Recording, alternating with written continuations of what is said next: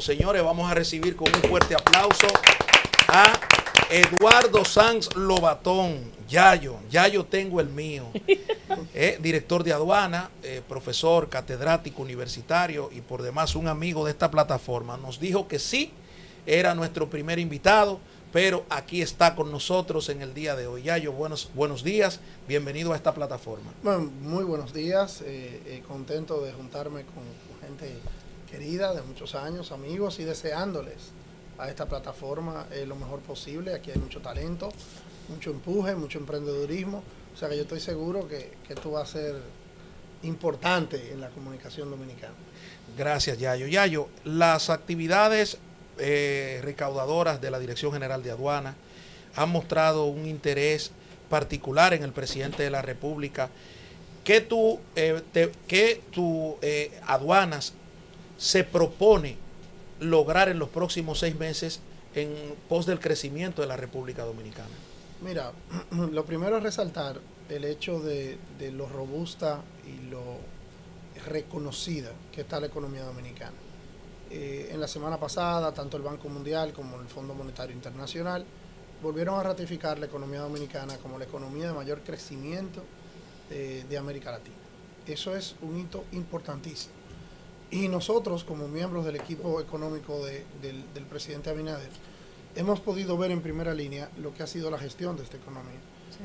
Desde la Dirección General de Aduanas, donde nosotros manejamos alrededor del 25% de los ingresos del Estado, podemos ver cómo el incremento en nuestro trabajo de zona franca, las exportaciones, que por primera vez promedian más de $1.000 millones al mes, del mismo modo como ha habido una creación de empleo que ha reducido el índice de desempleo en niveles que nuestra economía no había visto jamás. Claro. La modernización de nuestros trámites a través del programa de burocracia cero, que son cosas que quizá no son sexy, quizá no son cosas de primera plana, quizá, pero la manera en la que la economía dominicana se ha gestionado, no solo para salir de la pandemia, sino frente a la inflación más importante que el mundo vio en los últimos 100 años, en el año 2022, que nosotros pudimos paliar el incremento de los precios de la primera necesidad. Todo eso ha sido la gestión económica. Y de la Dirección General de Aduanas nos sentimos muy satisfechos con el hecho de que hemos podido implementar una serie de mejoras fundamentales, como por ejemplo, cuando nosotros llegamos a la Dirección General de Aduanas, solo el 40% de la mercancía que entraba y salía del país era inspeccionada por rayos X. Hoy más del 96% de la mercancía que entra y sale del país es verificada por rayos X, lo cual quiere decir que todo es más rápido, que todo es mucho más eficiente, y por eso ustedes ven los incrementos en los hallazgos de todo tipo de contrabando, de ilegalidades, que hacen la economía dominicana también más segura para invertir, más segura para recibir nuestras mercancías en toda parte del mundo. Y eso ha sido un reconocimiento a nuestra gestión. Cuando nosotros llegamos a la Dirección General de Aduanas representábamos el 18% de los ingresos del Estado. Hoy representamos el 25% de los ingresos del Estado. Crecimiento del 7%. En un ámbito donde todas las aduanas del mundo comienzan a significar menos en la economía porque se convierten más en entes de facilitación de comercio que en entes de recaudación por el tema del libre comercio. Entonces, todo esto, por decirles también que por primera vez estamos usando la inteligencia artificial en el perfilamiento de nuestra carga. He visto drones también. Lo cual nos hace, o sea, nosotros hemos hecho de la tecnología la nueva manera en la que interactuamos en aduana, y eso nos hace sentir definitivamente bastante satisfechos.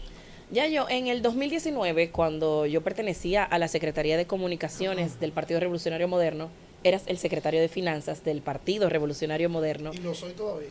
Y yo recordaba en ese momento, cuando veíamos esta cartera de invitados, recordaba lo meticuloso que se era con las facturas, con el comprobante fiscal, que si hay que reportar, que si hay que tenerlo todo al día, los niveles de transparencia que venían desde esa Secretaría de Finanzas. Es algo que aplaudo y que he visto en tu trabajo. Y por eso quisiera preguntar en cuanto a lo del despacho de 24 horas, en cuanto a este sueño que ahora se ve más posible de convertirnos en un hub logístico, la República Dominicana. ¿Cómo se ha trabajado en esa transformación desde aduanas? ¿Cuáles son los trabajos que se han hecho en ese sentido? Mira, cuando nosotros llegamos, el promedio de despacho de un contenedor que entraba a nuestros puertos era de 9 días. por el programa de 24 horas, por el que ya estamos despachando cerca de 100.000 contenedores, que es un verdadero hito, nosotros hemos reducido el tiempo de despacho promedio para un poco más de 2 días. O sea, de 9 días a 2 días. Y mucha gente me dice, bueno, pero ¿y eso qué quiere decir? Lo primero que eso quiere decir es que hemos ahorrado a la economía dominicana, a los importadores y a los exportadores dominicanos, más de 2.000 millones de pesos que no se han pagado en almacenamiento, en seguridad, en transporte. Son 2.000 millones, perdón, 2.000 millones de pesos que han ido a los bolsillos de todo el que compra cualquier tipo de producto en República Dominicana. Entonces, eso nos hace, si tú quieres coger tu mercancía y venderla en Estados Unidos porque la traes de Colombia, o venderla en Europa porque la traes de Costa Rica, haces a la República Dominicana un destino apetecible, porque tu mercancía entra y sale rápida, con seguridad. En el mercado que te van a recibir tu producto, saben que nosotros tenemos rayo X, que nosotros tenemos inteligencia artificial. Entonces eso es lo que nos convierte en un hub logístico, porque tenemos, por un lado, la infraestructura de seguridad, la infraestructura de tecnología, que nos permite decirle al mundo, si sus mercancías pasan por la República Dominicana, pues entonces de esa manera podrán ser mejor recibidas por los mejores mercados del mundo. Muy bien. ¿Qué tan grande es ahora mismo el impacto del contrabando en República Dominicana? Lo pregunto porque la semana pasada me parece que vi que ustedes tuvieron una quema importante de productos de contrabando. ¿Qué tanto impacto causa el tema contrabando aquí? Mira, los expertos en la materia del contrabando y el crimen organizado y demás dicen que el crimen organizado nunca descansa, y es una lucha constante, es una lucha perfectible, es una lucha mejorable, y eso influye de manera determinante en todo lo que nosotros hacemos. Sin embargo, las estadísticas nos defienden. Por ejemplo, por primera vez en 10 años, nosotros la semana pasada pudimos decomisar y destruir más de 1 millón de artículos falsificados, tenis, carteras, zapatos, de marcas reconocidas que no habían pagado el royalty, que no habían pagado el permiso para el uso de la propiedad intelectual. Fue una actividad que le hicimos de la mano de la Embajada de los Estados Unidos, de las embajadas de la Unión Europea, del Ministerio Público y los organismos de seguridad del Estado. Si tú te vas a cualquier tipo de rubro que utilizan los contrabandistas, sean los cigarrillos falsificados, sean los alcoholes falsificados, sean las ilegalidades, estupefacientes y demás, sí, tú verás que en una es el 300% más, en otra es el 150% más de hallazgos que tenemos en la Dirección de Aduanas, gracias a lo que yo decía del uso de la tecnología de rayos X, gracias al uso de la tecnología de la inteligencia artificial, y gracias a el hecho de que nosotros hoy estamos en condiciones de poder perfilar y administrar y procesar más del 96% de la carga que entra y sale del país, inclusive con los hallazgos de armas y armamentos, que inclusive hemos tenido este debate en las Naciones Unidas, hemos podido poner de relieve, aún con mayor determinación, las desgracias de las bandas terroristas que azotan al hermano país de Haití, y todo eso ha sido por la data y por las cosas que nosotros desde la Dirección General de Aduanas hemos podido comprobar. Yayo, tú hablabas del contrabando de armas, del contrabando de estupefacientes y estas cosas que aduana ha sido determinante en lograr una efectividad con las autoridades.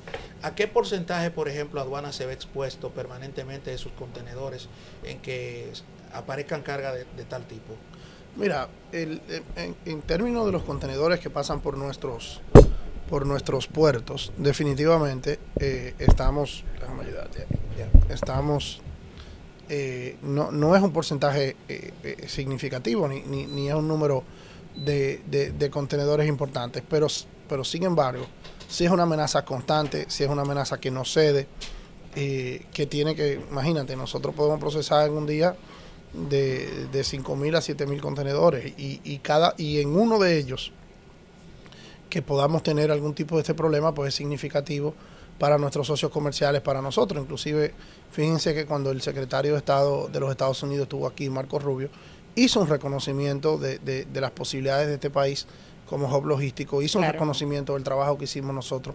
Evidentemente, el hecho de que la República Dominicana haya sido propuesta como uno de los líderes en la lucha contra el fentanilo y otras demostraciones de este tipo, los reconocimientos que nos ha hecho la DEA, que es la especie de la DNCD de los Estados Unidos, el trabajo que ha hecho el contraalmirante Ulloa y los organismos de seguridad de la República Dominicana, nadie los pone en duda. Inclusive nosotros en estos años hemos tenido los hallazgos históricos más importantes en la lucha del crimen organizado. Y yo creo que todo eso habla de cómo la marca país en este tema se ha ido robusteciendo y se ha ido estableciendo, de que en la República Dominicana el crimen organizado no tiene mucho espacio para funcionar. Para nadie es un secreto definitivamente el crecimiento que ha tenido aduanas en la gestión de Yayo San Lobatón. Pero yo quiero entrar en otro tipo de materia. Yo quiero saber en qué posición está actualmente Yayo Sanz Lobatón en la carrera presidencial. Mira, yo decía el otro día de que en la actividad pública, en la actividad política, lo peor que se puede hacer es poner la carreta delante de los caballos. Tú tienes que ir logrando objetivos y destacándote de una manera. Yo soy una persona que tuve el honor, el privilegio de acompañar a Luis Abinader desde sus inicios en el proceso de la lucha por el poder. Y estoy comprometido con su gestión, estoy comprometido con este gobierno que apenas está empezando. Todavía no hemos cumplido ni siquiera el año de inaugurado como segunda gestión de Luis Abinader. Sí. Entonces, yo creo que la prioridad tiene que ser esa, que la prioridad tiene que ser que Luis quede bien, que hagamos un gobierno como el que estamos haciendo, como el que hicimos los primeros 4 años, que recibimos la ventaja de casi el 60% de los dominicanos y la dominicana que nos refrendaron. Dicho eso, yo siempre digo que en la procura de consenso, en la procura de construir liderazgos, el trabajo nunca se detiene.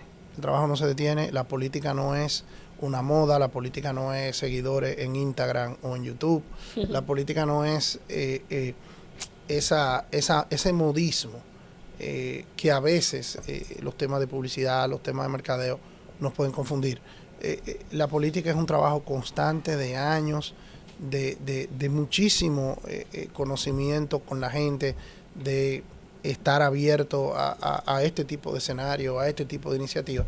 Entonces, eso no se detiene nunca. Y nosotros, como yo creo que uno de ustedes decía hace brevemente, nosotros fuimos fundadores del PRM, hemos estado en sus 3 direcciones ejecutivas, como su secretario de Finanzas, hemos adquirido una experiencia en todo uno de estos procesos, en la formación de candidaturas a nivel nacional, que evidentemente nosotros entendemos que llegado el momento, nosotros vamos a presentar credenciales para que la sociedad dominicana y que mis compañeros y compañeras de partido, pues evidentemente puedan valorar lo que uno ofrece, la visión de país que uno tiene, que en cuanto a la innovación que esta sociedad necesita seguir asumiendo.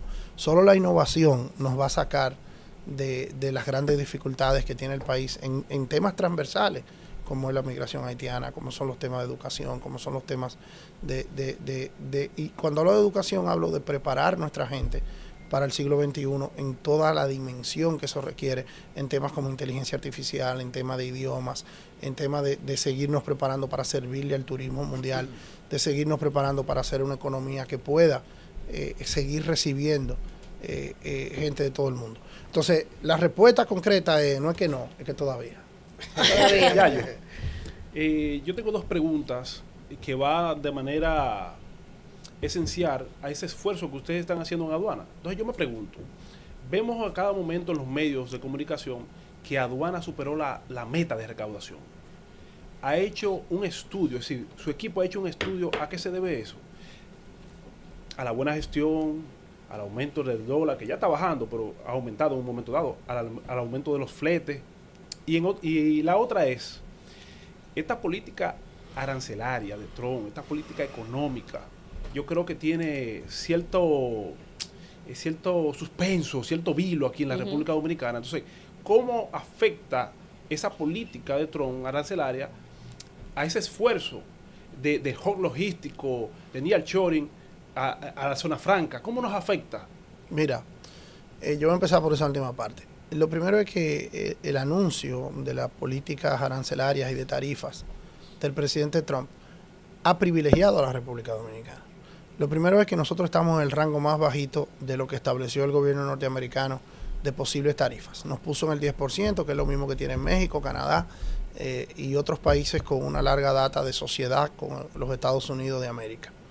Dicho eso, al mismo tiempo nosotros estamos negociando para que, como pasa con México y con otros países que tienen tratado de libre comercio directo con Estados Unidos, las exportaciones dominicanas que vayan a acceder al mercado estadounidense, que tengan fabricación de origen dominicana, no paguen nada de arancel. Y en ese proceso hay una misión que ha estado ya varias veces en Washington del gobierno dominicano, que preside el canciller, el ministro de Hacienda, el ministro de Industria y Comercio, y nosotros mismos hemos estado trabajando en esa comisión. Casualmente hoy el presidente de la República va a la ciudad de Washington a unas reuniones con Marco Rubio, donde por supuesto este tema también va a seguir tratando. Pero cuando el mundo comienza a ver lo que la política arancelaria de Trump está haciendo, nos mira a nosotros como un mercado al que pueden venir a trabajar. Inclusive yo te puedo dar ejemplos ya de 5 o 6 empresas norteamericanas que están mudando su operación, que la tenían en China y la están mudando a la República Dominicana, porque China ahora tiene un arancel que anda por 100 y pico por ciento y nosotros tenemos un arancel que anda por 10%. O sea que hasta ahora, sí, tienes razón, genera algún nivel de... Cada vez que tú en el proceso de ensamblaje, en el proceso de producción, en el proceso de exportación, tienes que cambiar un botón o tienes que cambiar un comando, tienes que cambiar algún nivel de informática, pues eso te produce algún nivel de ansiedad y te produce... Ahora, nosotros a este momento, lo que está pasando con la política arancelaria lo único que hace es beneficiarnos, porque nos convierte en un mercado mucho más apetecible para toda la gente que quiere acceder al mercado estadounidense, porque si tú traes mercancía de Europa, el arancel es mucho más caro, si traes mercancía de Sudamérica, el arancel es mucho más caro. O sea, que nos ha convenido. Entiendo yo que hasta este momento nos está conveniendo porque nos sigue posicionando como uno de los destinos donde tiene lo que se llama el nearshoring y el friendly-shoring, que el nearshoring es un asunto geográfico, estamos a Claro. 90 minutos de la Florida, y por el otro lado, la identidad y el hecho de que el Marco Rubio, uno de los primeros países que visita, es el nuestro. Claro. Donald Trump cada vez que puede Nos distingue. se refiere a la República Dominicana con nivel. Mira, fíjate como ya la embajadora que vendrá Sí. a la República Dominicana está siendo ratificada por el Senado. O sea, hay muchas muestras de cercanía con los Estados Unidos que a nosotros evidentemente nos va a poner en una posición posible. Tú hablabas de las metas también. Yo ahora mismo en abril acabamos de terminar en un 107% de lo presupuestado y ha sido una norma para nosotros en la Dirección General de Aduanas. No ha sido siempre, pero por ejemplo en el 2021 nosotros superamos la meta en más de un 15%, y en el 2023 ahora también lo hicimos casi en un 105%, lo cual quiere decir que estamos generando más de lo que la Ley de Presupuesto General de la Nación nos está requiriendo, lo cual genera un superávit. Solo ahora mismo en el mes de abril generamos un superávit de casi 800 millones de pesos, que es un dinero fresco, que reduce el déficit, reduce el endeudamiento del país.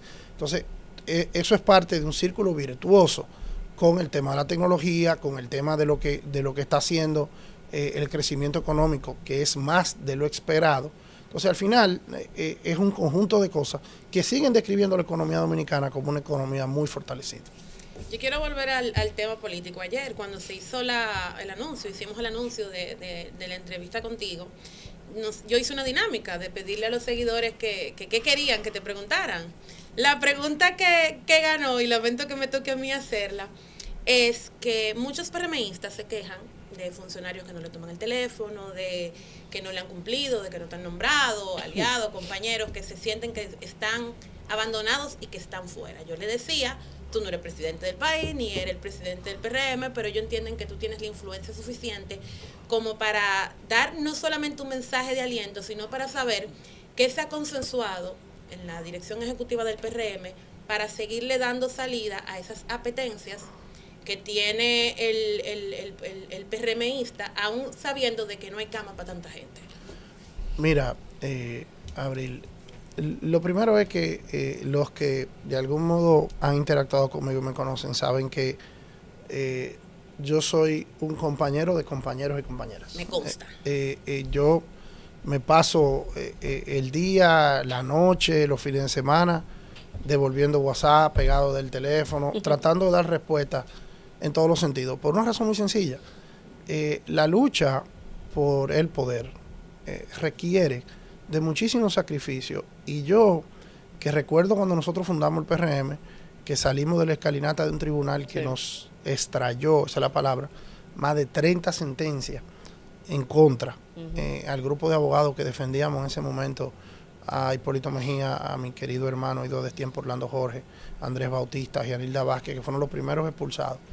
Y ya cansados, estupefactos, con sentencias que eran que rojo, que negro, que verde, que azul, salimos a fundar un partido. Y yo que fui pueblo por pueblo, ciudad por ciudad, a veces haciendo serrucho para alquilar sillas, haciendo serrullo para alquilar locales, pasando la mil penurias, que la gente se burlaba de nosotros, que se decían que si íbamos a fundar un partido, ya después de la experiencia de Atuey, de la experiencia del BIS, de la experiencia del PRI, de la experiencia de otros partidos que habían sido de prendimiento del PRD, que no habían podido cristalizar. Entonces, después de que yo recuerdo esas luchas de esos compañeros, de esas compañeras, de tanto sacrificio, de tanta discriminación, yo recuerdo que no auditaba la DGI de entonces, que no intervenían los teléfonos, la Procuraduría de entonces, o sea, enciendo fechoría. Tenían un nombre y tuvieron que cambiarlo por otro. Que no negaron el nombre.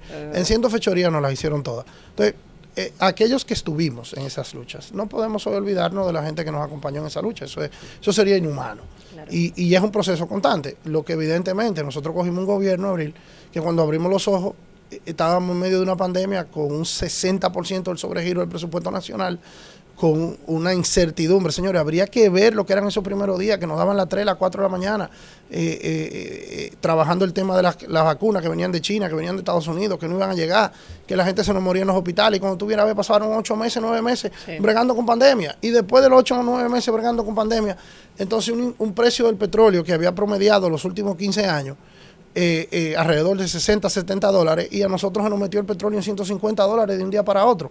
Entonces, con el precio del pollo, el precio del cerdo, la crisis, en ese momento, la crisis haitiana, matan a un presidente de Haití. Ha sido un gobierno de crisis en crisis. Entonces, eso no es una excusa, pero sí es importante entender que de la única manera que podremos atender las necesidades de esta sociedad, entre las cuales están las de nuestras compañeras y compañeros, es si tenemos la simpatía de la gente, es si la gente nos acoge. Y algo bien hicimos, que casi el 60% de los dominicanos y las dominicanas votaron por nosotros en las elecciones pasadas. Entonces yo creo, y nosotros en la dirección ejecutiva del partido, y cuando hablamos entre todos, es un esfuerzo constante, es un esfuerzo de seguimiento. Nosotros tenemos 4 años y medio en el poder, y una de las razones por las que nosotros tenemos que ver de qué manera vamos a lograr seguir en sintonía con la sociedad dominicana, es para seguir abriendo espacios, es para seguir dándole la oportunidad a la gente de que participe de alguna manera, que se participa de muchas formas, no solo se participa con un empleo, no solo, miren cómo ustedes aquí desde un medio de comunicación se convierten en factores importantísimos del desarrollo diario de un ejercicio de gobierno. Y yo lo que creo es que sí, que hay que continuar, que hay que darle la cara a la gente, que hay que recibirlos, que hay que explicarle.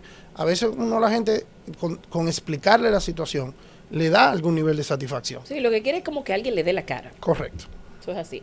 Yo quiero hablar sobre este programa de pasantías que se lleva desde aduanas, porque para mí es uno de los modelos que debe ser replicado en toda la administración pública. Yo sé que desde el Ministerio de Administración Pública, con Sigmund Freud a la cabeza, se han tomado medidas para que estas pasantías, bueno, pues se vuelvan una costumbre a lo largo y ancho de los entes y órganos del Estado. Sin embargo, ustedes fueron los pioneros en ese sentido. ¿A qué se debe ese interés por las pasantías? ¿Cómo son esas oportunidades que se brindan a los jóvenes de nuestro país? Mira, lo primero es que toda sociedad que tenga esperanzas de renovarse, esperanza de cambiar, esperanza de innovar, tiene que abrazarse a las generaciones emergentes. Las habilidades que tienen los jóvenes de 18 a 24 años en tecnología, en investigación, en innovación, son increíbles. O sea que el valor que se le aporta a cualquier emprendimiento donde uno abraza esa iniciativa es increíble. Mira, yo te voy a dar el testimonio de que nuestro departamento de fiscalización, que es uno de los departamentos más complejos de la Dirección General de Aduana, porque son los que van donde los importadores le dicen, mira, ese vaso tú lo declaraste a 5 pesos, pero el vaso no vale 5 pesos, vale 10 pesos.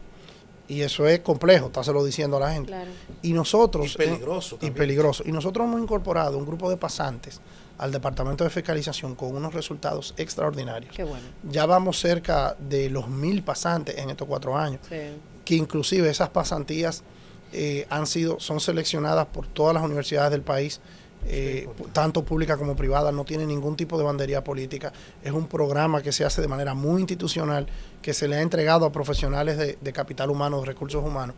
Y yo tengo que decirte que uno de los logros que me llevaré cuando termine mi gestión, Sí, es un proyecto muy lindo, realmente. de más satisfacción, es haber visto la cara de tantas mujeres y hombres jovencitos, a veces tiernecitos, que tú le ves la sábana en el buche, que han aprendido su primera experiencia laboral con nosotros. Y yo sé que todos los que estamos aquí, si cerramos los ojos y recordamos nuestro primer trabajo, Sí. la primera gente que te dio la mano y te dio una oportunidad, tú recuerdas eso con ternura, tú Claro. recuerdas eso Sí, claro. y eso es muy poderoso, y por eso hemos seguido y y yo creo que eso se está contagiando en el gobierno dominicano, porque ya hay otras instituciones que han Sí. seguido el paso y espero yo en Dios que así sea. Eduardo, vámonos un momentito porque te han preguntado de aduana, te han preguntado de esto, porque te llevan suavecito aquí. Yo quiero ver algo. Te vemos corriendo a la presidencia de la República. Buen perfil. En principio se decía que tú eras un candidato del presidente de la República, Luis Abinader, por tu cercanía que todos reconocemos. Después se decía que tú eres un hombre de los empresarios, cercanos a Luis y cercanos al país. Pero de repente sale la vicepresidenta con un sueño. De repente tenemos a la segunda persona más importante del país visitando a los dirigentes importantes del partido. Y yo pregunto, ¿cómo ve Yayo ese anuncio, ese posible anuncio de la vicepresidenta de la República cuando dice yo tengo un sueño por la presidencia de la República? Un Yayo que se veía prácticamente cerca de Luis en el imaginario de la gente. ¿Cómo ve Yayo este choque político, diríamos nosotros? Lo primero, Rafaelito, es que a mí lo que la gente me ve trabajando. Eso es lo que yo hago todos los días, eso es lo que yo estoy. Yo quiero repetir aquí que no estamos en época de campaña. Eso sería peligroso. La sociedad dominicana está harta, así como yo lo dije, con J, de los políticos y la política que están todo el tiempo No hacen pausa. creyendo que ellos son el ombligo del Sí. mundo. Y no es verdad que somos el ombligo de nada. La gente lo que está es en cómo va a pagar la universidad de sus hijos, cómo va a pagar el colegio de sus hijos, Claro. cómo va a llegar a fin de mes, cómo va a labrarse las oportunidades de su gente. La gente no está en que Linares está con Yayo, o en que Mengano está con fulano. Ese no es el punto. Dicho eso, yo quiero aquí decir que yo no soy amigo del presidente de la República. Yo soy amigo de Luis Abinader Corona. Lo fui, lo soy y estoy convencido que me moriré siéndolo.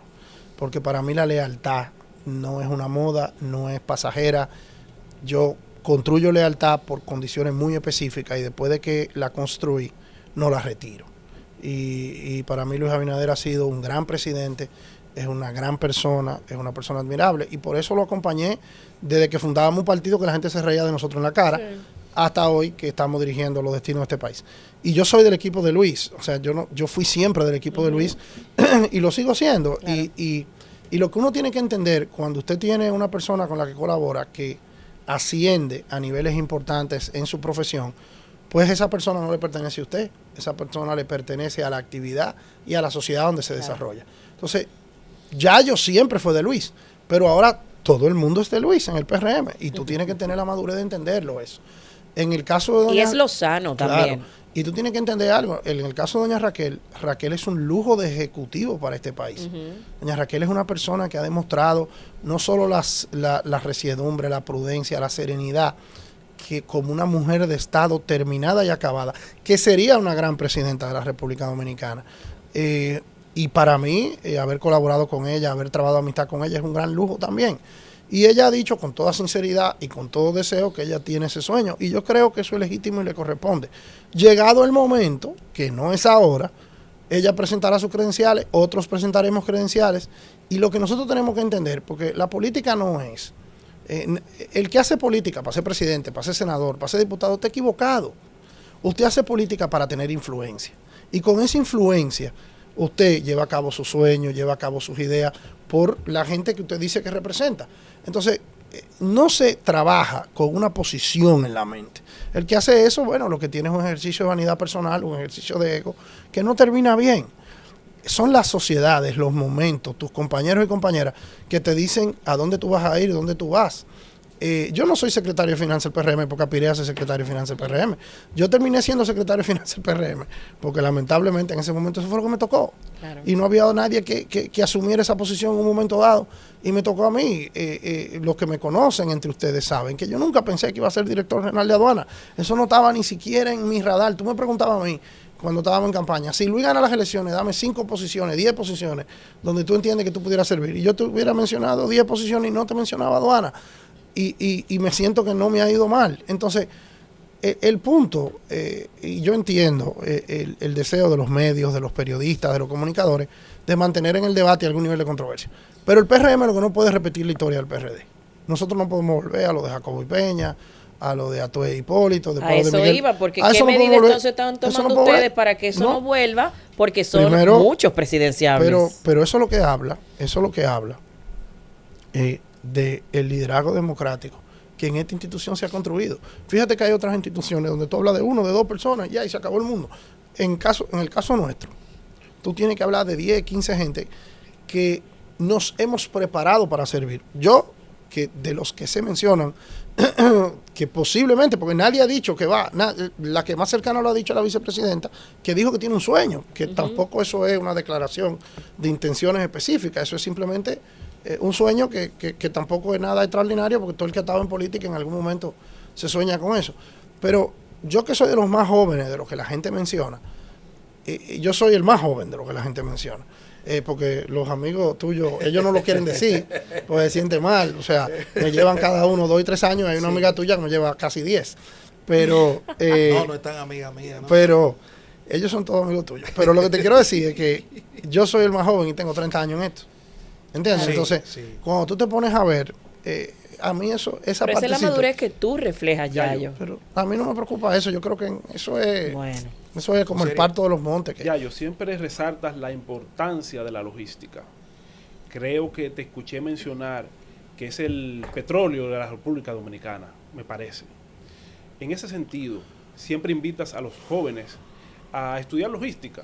Entonces, a mí me gustaría saber, ¿está el gobierno, la Dirección General de Aduanas, haciendo algo concreto para que la gente se motive a estudiar logística? Y la otra pregunta sería, ¿qué ha cambiado en la vida de Yayo al ser director general de aduanas? ¿En qué sentido lo digo? Porque es una institución codiciada, y nadie le gusta pagar impuestos y la gente le gusta abrevar en esa fuente. Mira, lo voy a empezar por la última parte. Mi vida ha cambiado de muchas formas. Lo primero, que yo nunca en mi vida había andado con una seguridad. A lo sumo, cuando el problema del parqueo se puso, que ya uno no podía parquear en ningún sitio, llegué a tener, que yo no le llamo chofer, yo le llamo un pana que manejaba y andaba conmigo. Porque lo de chofer no lo entiendo, porque a veces él me mandaba a mí. Pero en la dirección de aduana tuve una de las primeras experiencias muy desagradables, que yo decía que no iba a andar con seguridad y que yo iba a andar con un chofer. Y un día me llamó el general de Amorfa a su oficina y me dijo, mira, estamos bregando con contrabando por la frontera y tenemos unas grabaciones y una cosa, y se ha hablado de tus horarios y a los sitios que tú vas y la cosa. Si tú no andas con seguridad, eso puede ser un problema para el Estado Dominicano. Claro. Y entonces uno se tiene que acostumbrar a pequeñas cosas. Yo era una persona que iba a cualquier restaurante, iba a cualquier sitio. Yo siempre he dicho que por más política o no político que uno sea, yo soy de carne y hueso. Y si quiero ir a cualquier sitio, si me quiero beber un café o no café y quiero hacerlo y quiero tener cualquier sitio, ¿cuál es el problema? Todo eso se acabó. Te limitas en tu vida personal, en tu vida privada, de una manera increíble. Es que todo el mundo quiere estar cerca del director de aduana. Es un cambio. Y hay que entender que una cosa son los amigos del director de aduana y otra cosa son los amigos tuyos de toda la vida y la realidad. Eso es importante. En cuanto a la logística, que es muy una pregunta que a mí me encanta hablar de eso. Cuando yo estudiaba, a los principios de mi carrera, que estudiaba fuera del país, yo recuerdo que un profesor, yo viviendo en Europa, me dijo, mira, ¿de dónde que tú eres? Y, okay, yo comencé a hablarle de mi país. Y ese profesor, que era una eminencia en ese momento de Derecho Internacional, me dijo, mira, si tú vives en el Caribe y tú no estás estudiando algo que tenga que ver con turismo, tú estás perdiendo el tiempo. Y yo me quedé con esa impresión, y no necesariamente por esa conversación, pero por muchas otras. Yo me desarrollé en la industria turística dominicana como profesional antes de llegar a esta posición pública. Y yo digo ahora, yo le devuelvo eso yo creo sinceramente que cualquier joven dominicano que esté comenzando, que esté pensando qué estudiar, que no esté viendo la logística, la ingeniería industrial como una meta, yo le diría que están perdiendo enfoque. Porque este país, el petróleo de este país, el futuro de este país, es la logística. Y la gente me pregunta, ¿por qué? Digo yo, bueno, porque nosotros nos vamos a convertir en una fábrica, un centro de manufacturera, un centro de ensamblaje de mercancías para los Estados Unidos y para la Unión Europea, por la geopolítica mundial. O sea, la competencia entre Estados Unidos y China decreta que Estados Unidos y la Unión Europea no se van a seguir poniendo en manos de un rival geopolítico. Claro. Se van a querer poner en manos para sus zapatos, para su abastecimiento, para sus utensilios médicos, para el ensamblaje de sus robots, para el ensamblaje de muchísimas cosas, para el ensamblaje de sus teléfonos. Para todo eso se van a querer poner en manos de un país con el que tengan una conexión ideológica, religiosa, sociológica. Entonces, estudiar cómo hacer eso, cómo trabajar eso, que nosotros lo hemos hecho de la mano de la Universidad Autónoma de Santo Domingo, de la Pucamaima, de Barna, de otras instituciones que le estamos inclusive ayudándolos a formular los programas, ayudándolos, sugiriéndoles profesores, porque definitivamente la ingeniería industrial y la mención de logística es una carrera que tiene mucho futuro en la República Dominicana. Señores, nos vamos a una pausa, una breve pausa, y enseguida volvemos con Eduardo Sanz Lobatón, director general de aduana y precandidato presidencial del Partido Revolucionario Moderno. Dices tú. Señores, miren, lo más interesante es el programa de fuera de la pausa, sí. Detrás de cámara. Señores, de verdad que un placer estar aquí con Eduardo Sanz Lobatón. Se incorpora con nosotros nuestro nervioso Giovanni Murillo. Que las cosas salgan bien, que las cosas salgan bien. Estaba por ahí supervisando que todo salga bien, señores. Giovanni, ahí está tu amigo. Sí, no, un amigo de años, que recuerdo que Linares y yo empezamos juntos en los medios de comunicación y le hicimos su entrevista cuando era aspirante a diputado por el Toro. La verdad que yo tengo años bregando con ustedes, mándenme algo. Quiero preguntarte, estimado hermano Yayo, el programa Exportar, que fue lanzado en octubre del 2021. Nosotros hicimos, mira, ese programa nace de una situación muy sensible. Un día me piden una reunión un grupo de agricultores que cultivaban piña. Y esa piña la vendían en la Florida. Y se la vendían a un grupo de exportadores, de empresarios norteamericanos de comestibles que venían aquí a comprar la piña. Y ellos me pidieron una cita porque la piña se dañaba. Y yo no entendía. Y yo decía, bueno, ¿y qué tengo yo que ver con que la piña se dañe? Y la verdad es que la piña se dañaba porque la permisología para poder entrar la piña a los Estados Unidos era bien larga y difícil.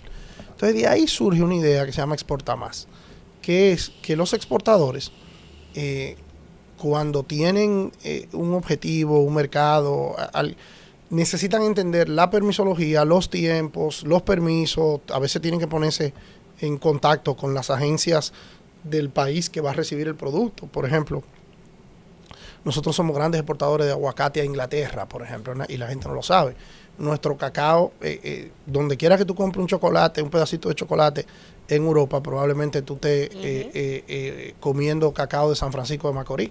Entonces, muchas de esas cosas, cómo ayudar a esos exportadores, cómo ayudar a esas condiciones, era importantísimo. Entonces, creamos el programa Exporta Más y hicimos un primer proyecto piloto con 100 empresas que tenían dificultades como estas, y nosotros fuimos y lo pusimos en contacto con las embajadas pertinentes, con los expertos pertinentes, y los fuimos ayudando, y así trabajando con nuestros amigos y amigas de Proindustria, con nuestros amigos de Industria y Comercio, hemos podido lograr, y yo creo que eso ha sido un factor importante, en que hace 4 años y pico el promedio de exportaciones de la República Dominicana andaba por los 600, 700 millones de dólares, hoy anda por los 1.000 millones de dólares.